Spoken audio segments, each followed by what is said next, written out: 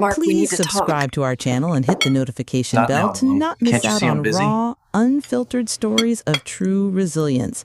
These are the narratives you won't hear anywhere else, straight from the heart of those who fought back against injustice.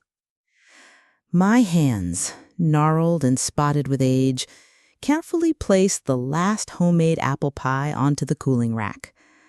The sweet, warm scent of cinnamon and baked apples filled my kitchen, It was a a time comforting of great aroma change, that always signaled and I warmth and knew I togetherness. had to be a part of it. I had to spent lend the my entire voice to the morning, cause. since the first hint of dawn, kneading dough, peeling apples from my own small orchard, and meticulously crafting each pie.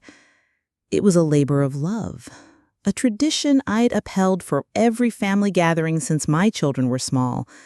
And today was no exception. My son, Mark, was coming over with his wife, Jessica, and their twins. It had been far too long since we'd all sat down for a proper Sunday dinner, and my heart, despite the usual aches and creaks of 58 years, swelled with a quiet anticipation.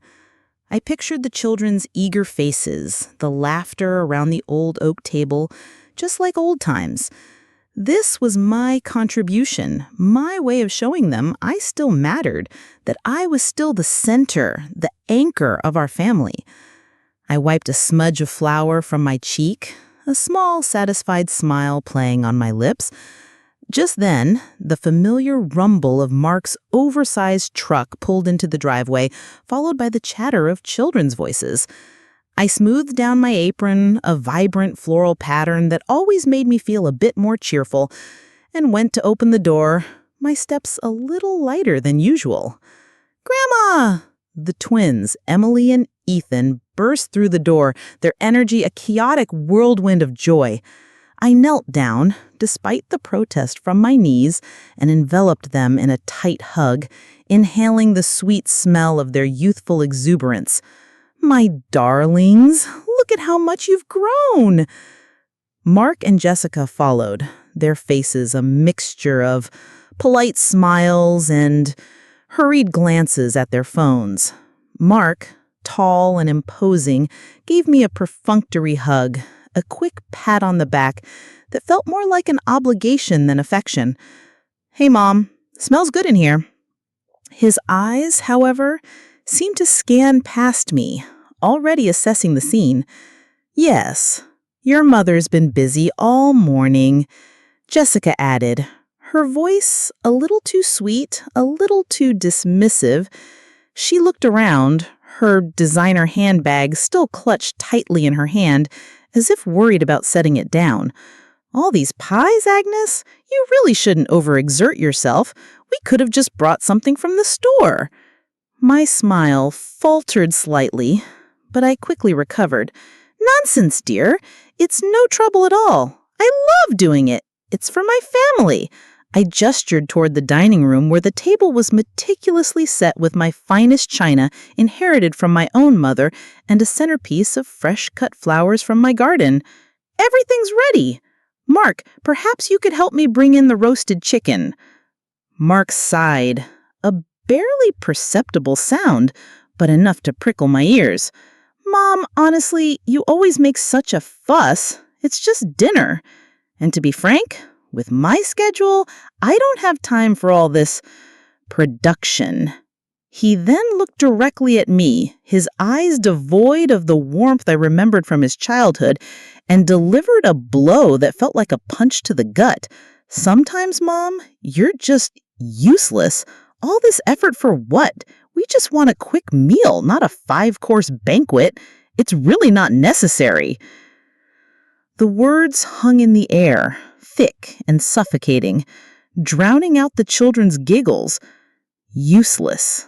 The word echoed in my mind, a cruel, mocking whisper. My hands, which moments ago lovingly placed pies, felt heavy and clumsy. My heart, which had been so full of joy, now throbbed with a searing pain, a sharp contrast to the sweet aroma of cinnamon still clinging to the air. My son, my own flesh and blood, had just reduced my life's joy, my love, my very being, to a meaningless, burdensome act. I looked at Jessica, who simply shrugged, and at my grandchildren, who were already distracted by a toy. The perfectly set table, the glowing candles, the scent of home, it all seemed to mock me now, a testament to an effort deemed useless. A wave of profound sadness washed over me, but beneath it, a tiny, defiant spark began to flicker. This is just the beginning of Agnes's story, but believe me, it's about to get even more intense. You won't want to miss what happens when her quiet pain turns into something truly unexpected. Stay tuned to find out how this injustice unravels. The clatter of cutlery on my vintage porcelain felt like thunder in my ears, amplifying the silence that followed Mark's dismissive declaration. Useless. The word reverberated in my head, a jarring dissonance against the symphony of love I had poured into this meal. I watched as Jessica, with an almost imperceptible smirk, nudged Mark, her eyes silently urging him to continue his tirade. He didn't need much encouragement. Honestly, Mom, he continued, helping himself to a generous portion of the roast chicken I'd painstakingly seasoned and slow-cooked, you're living in the past. Who needs a homemade pie when you can just grab something decent from the gourmet bakery down the street? It's quicker, less messy, and frankly, tastes just as good, if not better. He chewed thoughtfully, as if evaluating a 5-star meal rather than a labor of love. The sheer audacity, the casual cruelty of his words was breathtaking. A retort, sharp and bitter, sprang to my lips, but it caught in my throat. This wasn't the Mark I had raised, the boy who used to beg for my apple pie every Sunday. This was a stranger, draped in designer clothes and an air of self-importance.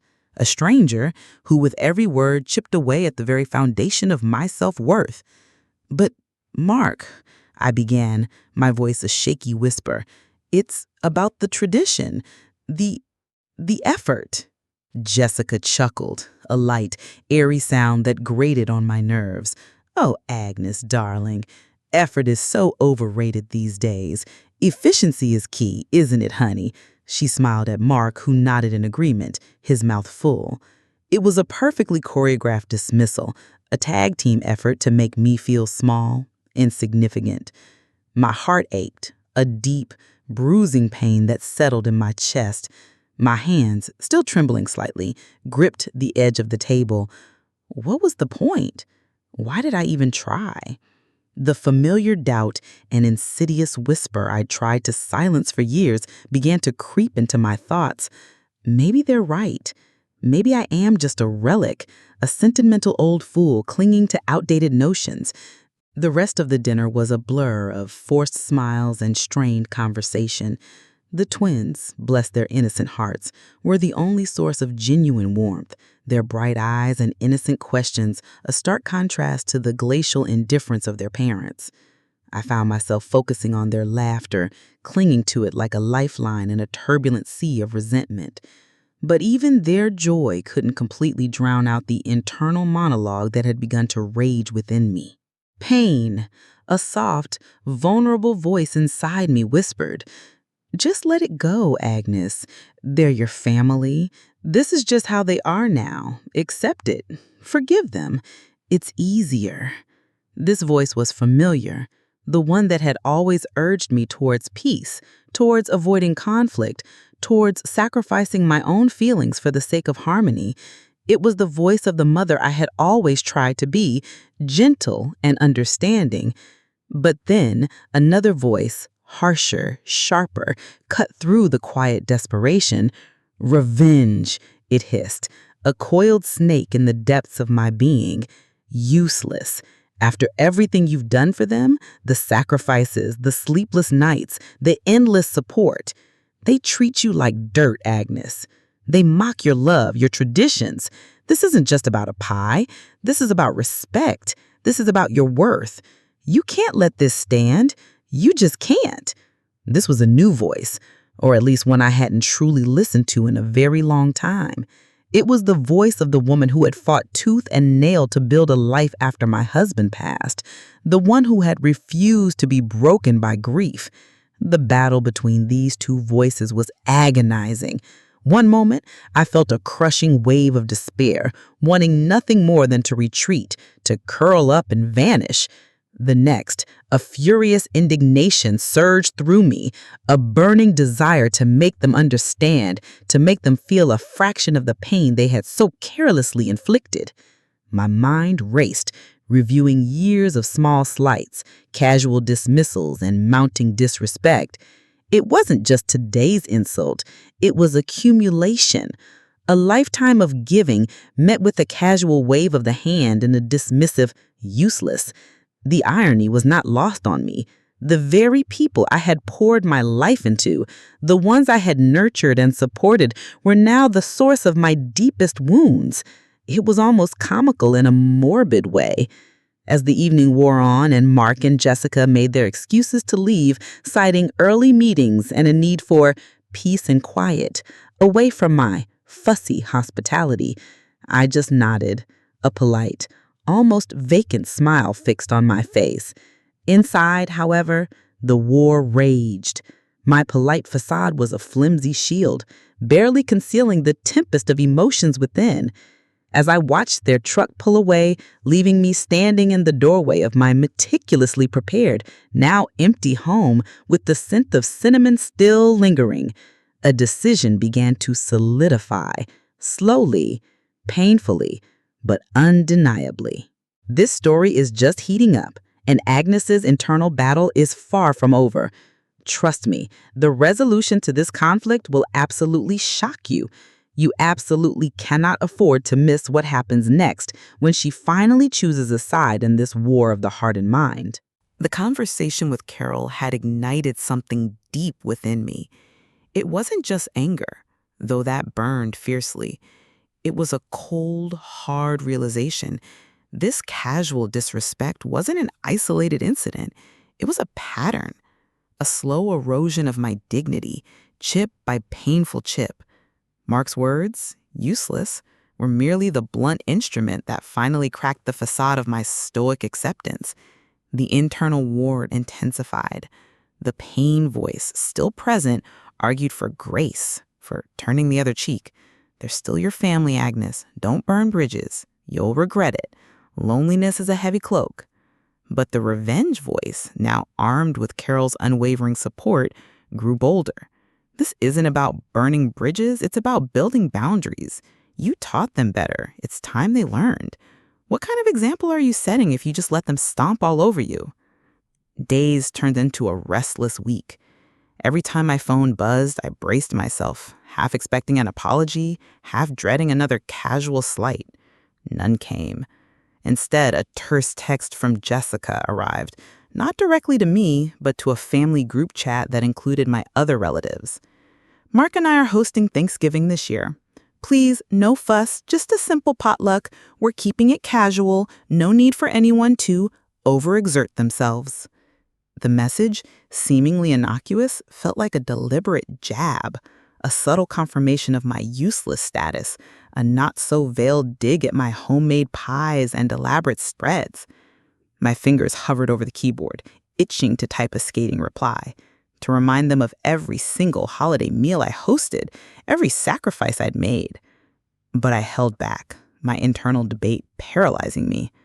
What would I achieve? More conflict? More alienation? Or would it be a stand? The more I thought about it, the more I realized this wasn't just about Thanksgiving dinner. It was about control. About them subtly but consistently pushing me out, minimizing my role, redefining family on their terms, terms that clearly excluded my worth, my traditions, my very presence as anything more than a decorative, easily discarded relic. It was a chilling thought, a truth more painful than the initial insult. My son, my daughter-in-law, were effectively writing me out of my own life, slowly, politely, with a veneer of modern efficiency. They weren't just calling me useless. They were making me useless in their narrative. The realization settled in my stomach like a cold stone. This wasn't merely a misunderstanding. It was a quiet, insidious form of emotional banishment. I walked through my quiet house, the silence amplifying the turmoil in my head. I looked at the photos lining the hallway. Mark as a chubby toddler, beaming from my arms. Mark graduating college, his arm around me, a proud smile on his face. Mark on his wedding day, Jessica by his side, both looking so hopeful. Had I imagined the love, the connection? Had it all been a facade, crumbling now that I was no longer actively serving their needs? My heart ached with a kind of profound sorrow that seeps into your bones. But beneath the sorrow, the pain voice, now morphing into something more akin to self-preservation, began to formulate a plan. Not a destructive, vengeful act, but something precise, something that would cut through their casual indifference and force them to see me, truly see me, not as a fading matriarch, but as an individual with agency, with power. The pain was still there, a dull throb, but the scales were tipping. Agnes is facing an unspoken ultimatum, and the silence from her family is deafening. Her inner conflict is boiling, leading her to a path that will redefine her relationship with her children forever. You absolutely won't believe the bold move she's about to make to reclaim her worth. The Thanksgiving invitation, or rather, the potluck decree, continued to gnaw at me. It wasn't the potluck itself. I was perfectly capable of bringing a dish. It was the tone, the implicit message that my years of hospitality, my efforts, were no longer valued. It was a calculated exclusion designed to make me feel redundant, a relic of a bygone era. Just go along, Agnes. It's Thanksgiving. Family. Don't make waves.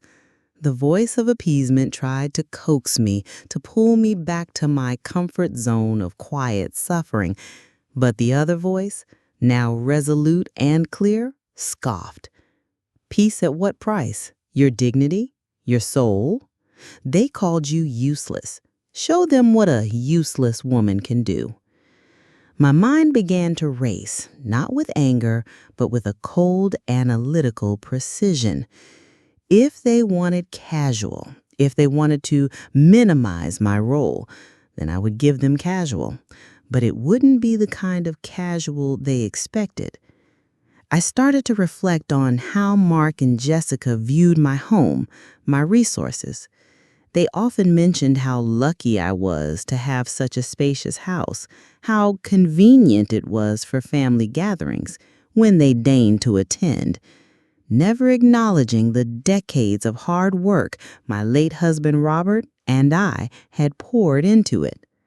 They saw assets, not memories. They saw convenience, not sanctuary.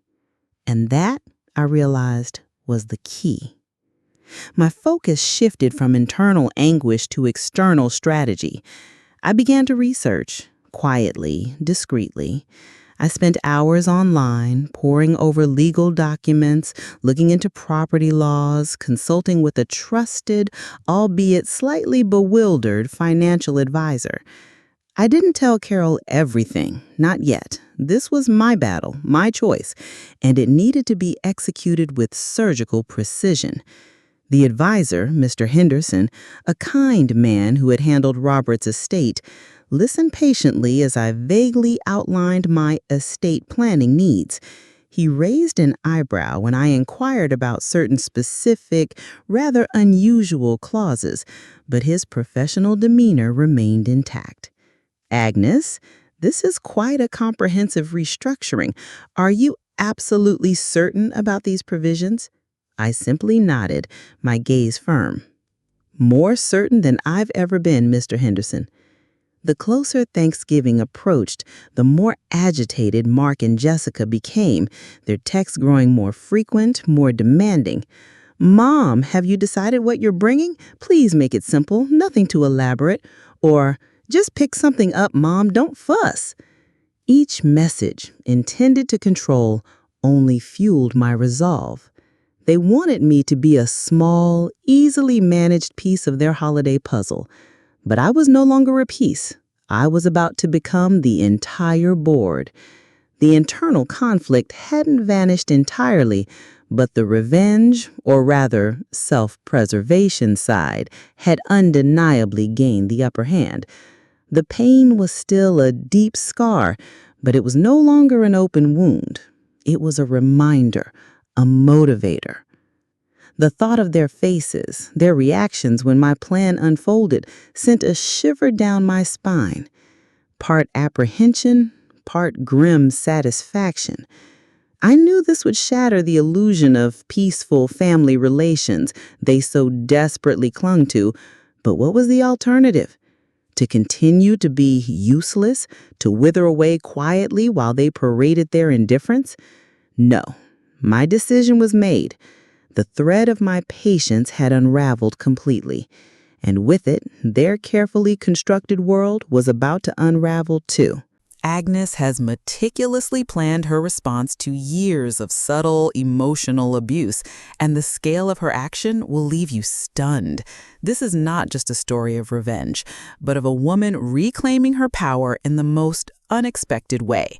Don't dare miss what happens next as her carefully laid plans begin to unfold. Thanksgiving Day arrived, cloaked in a crisp autumn chill that matched the one in my heart. The aroma of roasting turkey drifted from Jessica's kitchen, a scent that, under normal circumstances, would have filled me with nostalgic warmth. Today, it merely served as a backdrop to the quiet hum of my burgeoning determination. I arrived precisely on time, a simple, store-bought pumpkin pie, no homemade fuss as per their directive, clutched in my hands. The irony was not lost on me. I, Agnes Miller, mistress of pies and elaborate holiday feasts, was bringing a pre-made dessert to my own son's table. Oh, how the mighty have fallen, I thought with a dry, bitter chuckle that never quite reached my lips. The house was, as expected, a whirlwind of manufactured cheer. Jessica, impeccably dressed and radiating a forced glow, greeted me with a peck on the cheek that barely registered.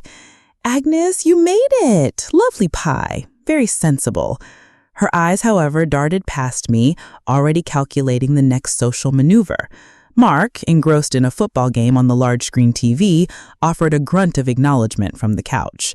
The twins, bless their hearts, were the only ones who truly ran to embrace me, their innocent hugs a brief respite from the simmering tension.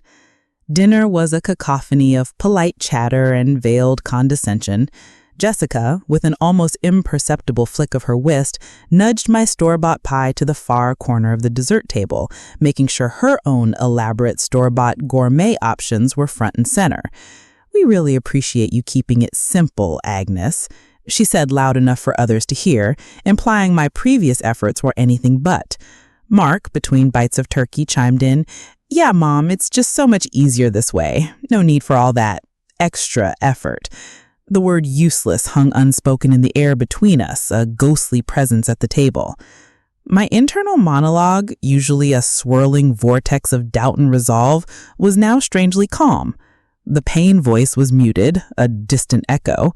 The revenge voice, or rather the voice of empowered self-preservation, was clear and steady. I observed them, my son and his wife, basking in their self-proclaimed efficiency, their modern sensibilities.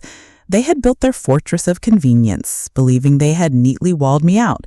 Little did they know I had been diligently, meticulously preparing my own siege. As dessert was being served and Jessica began her performative apologies about not enough space for my pie, I cleared my throat. The sound was small, but in the sudden lull of conversation, it seemed to reverberate. All eyes turned to me. Mark, mid-bite, looked up, annoyed. Jessica, mid-effusive speech about her cranberry sauce, paused, her smile frozen. "Before we delve into these delightful desserts," I began, my voice steady, betraying none of the turmoil that had consumed me for weeks. "Mark, Jessica, this particularly concerns you." My gaze, usually soft and yielding, was now firm, unwavering, meeting theirs head-on. A flicker of annoyance, then mild curiosity crossed Mark's face. Jessica's brow furrowed. a hint of unease replacing her usual placid expression. "As you both know," I continued, choosing my words with care, "Robert and I worked our entire lives to build our home, to ensure a secure future. It's been my sanctuary, filled with countless memories. And as you've so often reminded me, it's quite a spacious property, very convenient." "Well," I said, a slight, almost imperceptible smile touching my lips, "I've been doing some extensive estate planning recently, and given recent discussions about my usefulness and the need for a simpler life, I've made some significant changes."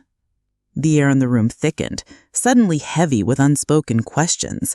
The twins, sensing the shift, looked up from their plates, their innocent faces reflecting the sudden tension.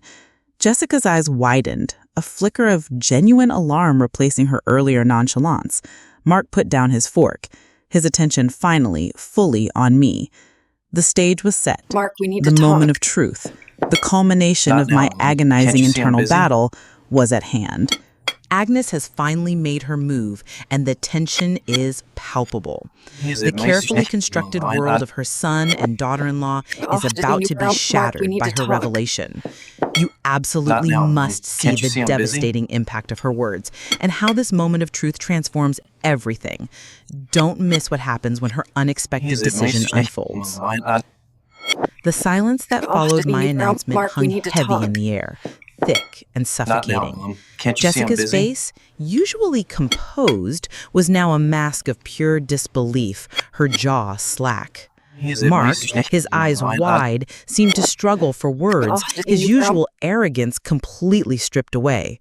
The twins, sensing the shift, looked from their bewildered parents to me, their small faces reflecting confusion.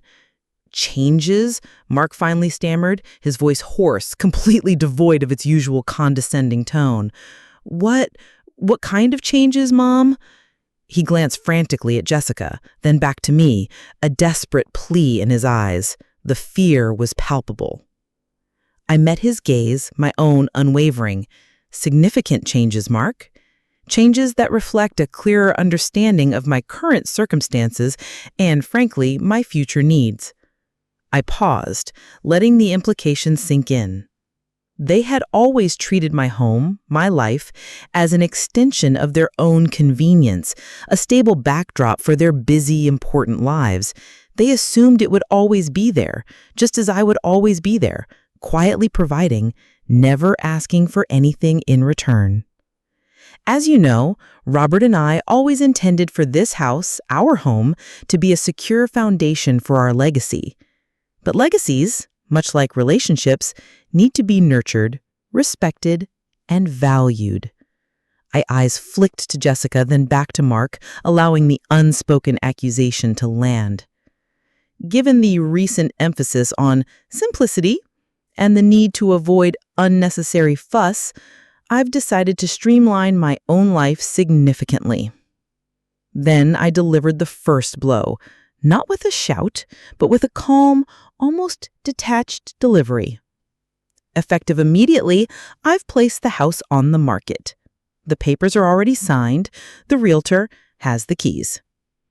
A choked gasp escaped Jessica's lips.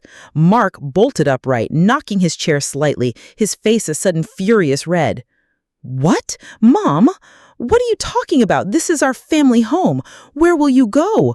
You can't just sell it." His voice was a frantic mixture of disbelief and genuine panic, the veneer of his casual superiority utterly shattered. "Oh, I assure you, I can. The paperwork is all in order. I've already secured a charming, low-maintenance condo across town, much more suited to a woman of my limited usefulness." The sarcasm was sharp, but they were too absorbed in their shock to fully process it. "It's surprisingly liberating, actually. No more sprawling lawns to maintain, no more vast spaces to fill with excessive hospitality."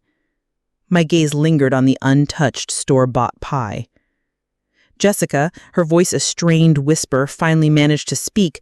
But the twins, their school is so close, and all our family gatherings, where will we, Oh, I'm sure you'll manage, I interjected smoothly, cutting her off. You've proven yourselves quite adept at handling things simply, without fuss. And as for family gatherings, I'm certain you'll find a way to maintain your new, streamlined traditions. My gaze locked with Mark's. After all, you did say you preferred things simpler, didn't you, Mark? He was speechless, his face a mask of utter betrayal and shock.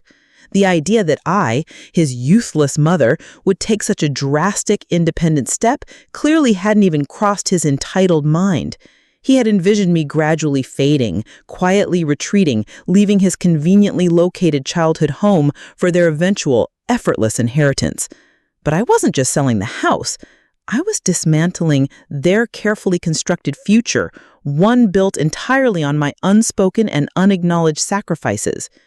The dinner, once a scene of strained politeness, had devolved into stunned silence, punctuated only by Jessica's occasional choked sounds and Mark's heavy breathing. My revenge wasn't a triumphant roar, but a quiet, implacable force. The pain was still there, a dull ache, but it was now overshadowed by a profound sense of empowerment, a fierce joy in reclaiming my own narrative. This wasn't just about property. It was about power, about dignity, about proving that useless was just a word, not a destiny. And for the first time in a long time, I felt truly, completely free. As I rose from the table, gathering my store-bought pie, I looked at them one last time. Mark was still staring, his mouth slightly agape. Jessica was wiping a tear from her eye. The twins, bless them, were looking at their parents with a mixture of confusion and concern. Well, I suppose I should be going. There's a lot to do to prepare for the move. I trust you'll manage the cleanup here.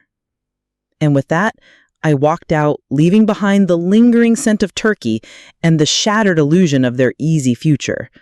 The cold autumn air outside felt invigorating, a stark contrast to the suffocating atmosphere I had just left.